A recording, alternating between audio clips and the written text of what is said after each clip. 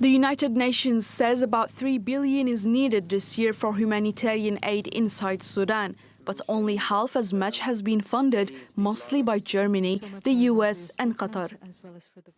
Our humanitarian appeals for the response inside Sudan and the neighbouring countries are significantly underfunded. With needs and operating costs soaring, we simply, urgently and promptly need more resources to fund life-saving assistance. And we know that we can deliver on that assistance were the funds to be made available.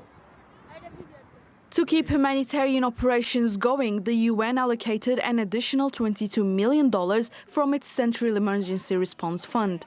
Much more needs to be done.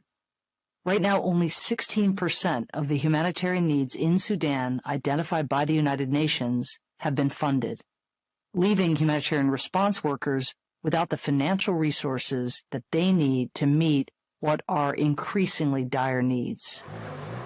The conference took place during a 72-hour ceasefire between Sudan's armed forces and the paramilitary Rapid Support Forces. According to the UN, about 25 million people, which is more than half of Sudan's population, are in need of humanitarian assistance. And more than 2 million people are forced from their homes. And the conflict has left around 1,000 people dead and thousands injured. The scale and speed of Sudan's descent into death and destruction is unprecedented.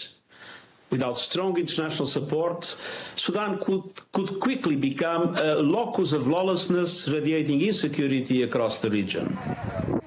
Activists say Sudanese civilians are facing murder, rape and detention as they wait for a permanent solution. Sena Saylan, TRT World.